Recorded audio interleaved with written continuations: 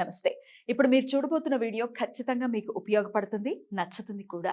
మరి మీకు నచ్చిన విషయం నాకు తెలియాలి అంటే ఈ వీడియోని మీరు లైక్ చేయాలి, షేర్ చేయాలి, అలాగే మన ఛానల్ని సబ్స్క్రైబ్ చేయాలి. మీ సపోర్ట్ని నాకు అందిస్తారు కదా. ఓకే, ఇప్పుడు వీడియోని స్టార్ట్ చేద్దాం. నమస్తే. ఇప్పుడు మీరు చూడబోతున్న వీడియో ఖచ్చితంగా మీకు ఉపయోగపడుతుంది, నచ్చుతుంది కూడా. మరి మీకు నచ్చిన విషయం నాకు తెలియాలి అంటే ఈ వీడియోని మీరు లైక్ చేయాలి, షేర్ చేయాలి, అలాగే మన ఛానల్ని సబ్స్క్రైబ్ చేయాలి. మీ సపోర్ట్ని నాకు అందిస్తారు కదా. ఓకే, ఇప్పుడు వీడియోని స్టార్ట్ చేద్దాం. నమస్తే, వెల్కమ్ టు అవర్ ఛానల్. నేను పద్మిని. ప్రస్తుతంతో పాటు ప్రముఖ ఆధ్యాత్మికవేత్త, ప్రముఖ న్యూమరాలజిస్ట్, లక్ష్మీ నరసింహస్వామి ఉపాసకురాలు శ్రీమతి స్రవంతి గారు మనతో పాటు ఉన్నారు. మాట్లాడదాం. నమస్తే అక్క. నమస్తే పద్మిని. అక్క, పౌర్ణమి వచ్చేస్తోంది, పుష్యమాస పౌర్ణిమ. అయితే ఈ శోభకృత్నామ సంవత్సరం నిజంగానే పేరుకి సార్థకం చేసుకుంటోంది ఆ సంవత్సరం. ఎందుకంటే విశేషవంతమైన రోజులు చాలా చాలా అద్భుతంగా రావటం, కాంబినేషన్ లో రావటం అనేది నిజంగా ఆశ్చర్యానికి గురి చేస్తోంది. అందుకే పెట్టారేమో పెద్దవాళ్ళ పేర్లు, మన ఋషులు గాని అందరూ గాని పేర్లు అలా కరెక్ట్ గా పెట్టారేమో అనిపిస్తుంది. ఈ శోభకృత్నామ సంవత్సరంలో మరొక్కసారి పుష్యమాసంలో అందున గురు పుష్యమి యోగం రావటం అనేది నిజంగా చాలా చాలా ఆనందదాయకం. గురువారం పుష్యమి నక్షత్రం, పౌర్ణమికి పుష్యమి నక్షత్రం ఉంటుంది, అది గురువారం రావటం అనేది నిజంగా ఆనందదాయకం. సో చెప్పండి అక్క, పౌర్ణమికి ఏం చెయ్యాలి, అలాగే గురు పుష్యమి యోగం ఉంది కాబట్టి ఎట్లాంటి రెమెడీ ఇవాళ అందించబోతున్నారు ప్రేక్షకులకి? పౌర్ణమి అంటేనే మనకి ఏదున్నా కూడా మనలో ఉన్న నెగటివ్ ఎనర్జీస్ అన్ని కూడా రిమూవ్ చేసేస్తుంది అనమాట. అమావాస్య రోజు ఏమో మనం కోరుకుంటాం, మనకు కావాల్సింది అనేది కోరుకుంటాం. పౌర్ణమి రోజు మనకు అక్కర్లేంది నెగటివ్ ఎనర్జీ కదా, మాకు వద్దమ్మా ఇది తీసేసేయని చెప్పి దండం పెట్టుకుంటాం అనమాట. కాబట్టి ప్రతి పౌర్ణమి అమావాస్య మనకి చాలా ఇంపార్టెంట్. అందులో పుష్యమాసం పౌర్ణమి అంటే ఇంకా ఇంపార్టెంట్. అయితే గురువారం పుష్యమి రావడం, ఆ రోజే పౌర్ణమి రావడం అనేది నువ్వు చెప్పినట్టుగానే చాలా విశిష్టమైన రోజు.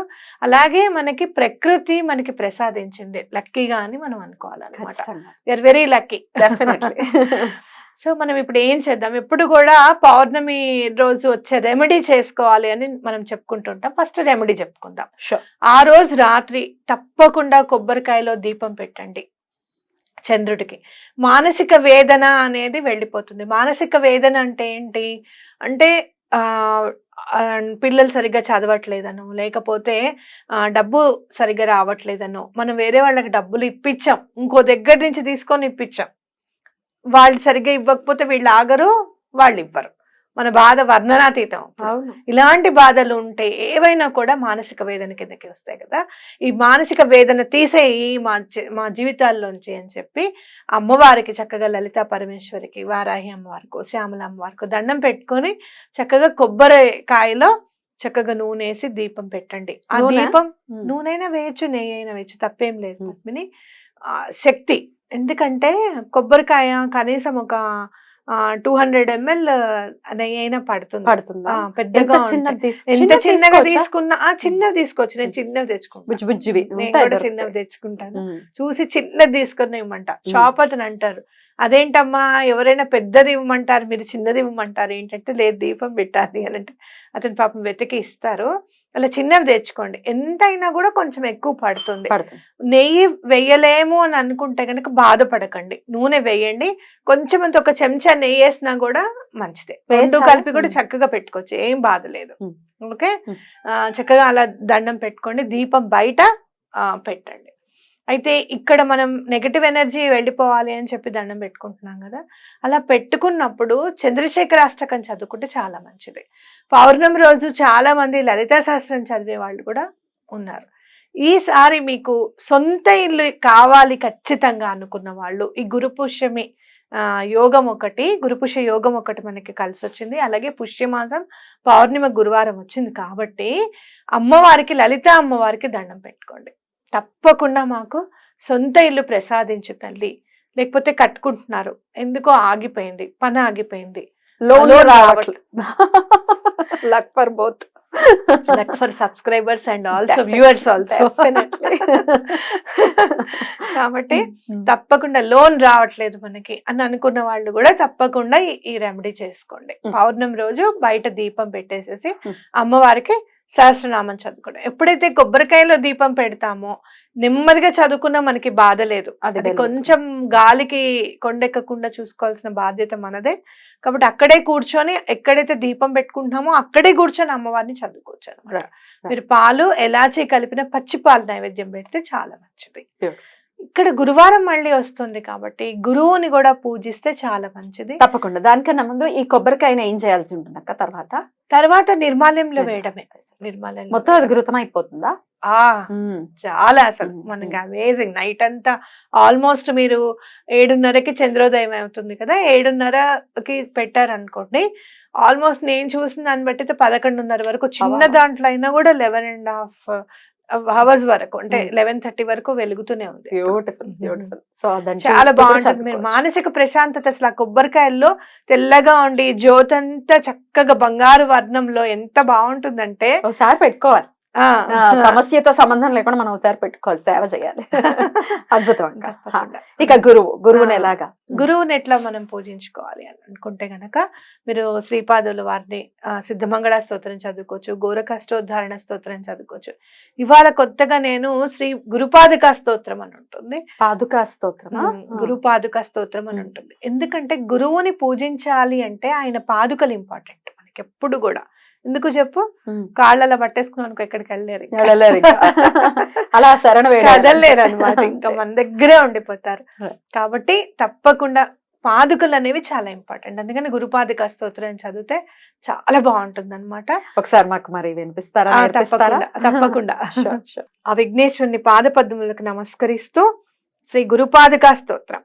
అనంత సంసార సముద్ర తారా నౌకాయిత్యాభ్యాం గురుభక్తిదాభ్యాం వైరాగ్య సామ్రాజ్యద పూజనాభ్యాం నమో నమః శ్రీ గురుపాదుకాభ్యాం కవిత్వ వారాసిని సాకరాభ్యాం దౌర్భాగ్య దావాంబుద మాలికాభ్యాం దూరీకృత నమ్ర విపత్తిదాభ్యాం నమో నమః శ్రీ గురుపాదుకాభ్యాం నతాయహో శ్రీ పతితాం సమీహు కదాచిదప్యాసు దరిద్రవర్యాః ముఖాశ్చ వాచస్పతితాం హితాభ్యాం నమో నమః శ్రీ గురుపాదుకాభ్యాం నాళీ కణికాస పదాహృతాభ్యాం నానా విమోహది నివారికాభ్యాం నమజ్జనాభీష్ట తతి ప్రధాభ్యాం నమో నమః శ్రీ గురుపాదుకాభ్యాం నృపాలి మౌళి వ్రజరత్న కాంతి సరిద్విరాజ జశకన్యకాభ్యాం నృపత్వధాభ్యాం నతలోక పంక్తేః నమో నమః శ్రీ గురుపాదుకాభ్యాం పాపాంధకారార్క పరంపరాభ్యాం తాపత్రయాహీంద్ర ఖర్గేశ్వరాభ్యాం జాడ్యాబ్ది సంశోషణావాడవాభ్యాం నమో నమః శ్రీ గురుపాదుకాభ్యాం సమాధి షట్క ప్రదవైభవాభ్యాం సమాధి దాన వ్రతదీక్షితాభ్యాం రమాధావాంగ్రి స్థిరభక్తిదాభ్యాం నమో నమః శ్రీ గురుపాదుకాభ్యాం స్వార్చాపరాణమఖిలేశదాభ్యాం స్వాహా సహాయాక్ష దురంధరాభ్యాం స్వాంతాంచ భావ ప్రదపూజనాభ్యాం నమో నమః శ్రీ గురుపాదుకాభ్యాం కామాది సర్ప వ్రజగారుడాభ్యాం వివేక వైరాగ్య నిధి ప్రదాభ్యాం బోధప్రదాభ్యాం ధృతమోక్షదాభ్యాం నమో నమః శ్రీ గురుపాదుకాభ్యాం. అద్భుతం అక్క, చాలా చాలా అద్భుతంగా ఉంది. పాదాభ్యాం మీరు ఇందాక అన్నట్టుగా పాదాలను పట్టేసుకోవటం అంతే. అయితే ఆ రోజే మనకి మొన్న శాకంబరి అమ్మవారికి మనం పూజ చేసుకున్నాం కదా, ఆ రోజే ఆవిడ జయంతి కూడా, గురు పుష్యమి ఎప్పుడైతే మనకి పౌర్ణమి వచ్చిందో, అయితే మనం ఏం చేయాలి అమ్మవారికి, ఇంకా విశిష్టంగా ఏమైనా చేద్దామా అమ్మవారికి అని అనిపిస్తుంది. కాబట్టి ఆ రోజు లలిత అమ్మవారికి చక్కగా మీ దగ్గర ఏవేవైతే కూరగాయలు ఉన్నాయో అవన్నీ ప్లేట్లో ఒక్కొక్కటైనా రెండు అయినా పెట్టేసుకొని పళ్ళు కూడా పెట్టుకోవచ్చు అన్నమాట. పళ్ళు నల్ల గింజలేని పెట్టుకోవాలి, అంటే సపోటా కాకుండా సీతాఫలం కాకుండా. ఎందుకు నల్లగింజ పెట్టకూడదా? అయ్యో, నైవేద్యంగా పెట్టకూడదా? పెట్టకూడదంటే అమ్మవారికి ప్రత్యేకంగా సమర్పించకూడదు. చాలా సార్లు పెట్టచ్చు, ప్రత్యేకంగా సమర్పించుకోకూడదు. అంటే ఇప్పుడు మనం 16 ఫలాలు నోము చేసుకుంటున్నాం, అందులో నల్లగింజ ఉన్నది పెట్టాం కదా. అంటే ఏంటి, ప్రత్యేకంగా మనం ఇస్తున్నాం కాబట్టి నోచుకుంటున్నాం కాబట్టి. ఇది కూడా కొంచెం ఆవు నెయ్యి వేసి కాస్త కర్పూరము జవ్వాది పౌడర్ వేసినా మంచిదే, వేసి చక్కగా అమ్మవారికి హారతలా ఇవ్వండి. చాలా బాగా కలిసి వస్తుంది మీకు. దాని తర్వాత వాటిని మనం ప్రసాదం కింద స్వీకరించి. అద్భుతం అక్క, చాలా చాలా అద్భుతమైనటువంటి రెమెడీస్ అన్ని కూడా చెప్పి ఉన్నారు. ఈ పౌర్ణమికి ప్రతి ఒక్కరు ఈ పౌర్ణమిని మాత్రం ఎట్టి పరిస్థితుల్లో మిస్ అవ్వద్దు. మళ్ళీ ఎప్పుడు వస్తుందో, పుష్యమాసంలో గురు పుష్య యోగం రావటం అనేది నిజంగా చాలా అదృష్టకరమైనటువంటి రోజు కాబట్టి అందరూ వినియోగించుకోండి. Thank you so very much అక్క. నమస్తే.